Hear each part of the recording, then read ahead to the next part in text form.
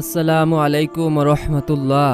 গুনাহ মাফের শ্রেষ্ঠ দোয়াটি যদি আপনি একবার পড়তে পারেন তাহলে আপনার জীবনের ৬০-৭০ বছরের গুনাহ নিমেষে মাফ হয়ে যাবে।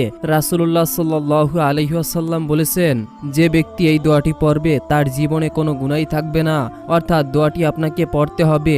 দোয়াটির বাংলা উচ্চারণ হলো সুবহানাল্লাহ ৩৩ বার, আলহামদুলিল্লাহ ৩৩ বার, আল্লাহু আকবার ৩৩ বার, লা ইলাহা ইল্লাল্লাহু ওয়াহদাহু লা শারিকা লাহু লাহুল মুলক ওয়া লাহুল হামদু ওয়া হুয়া আলা কুল্লি শাইইন কদির একবার।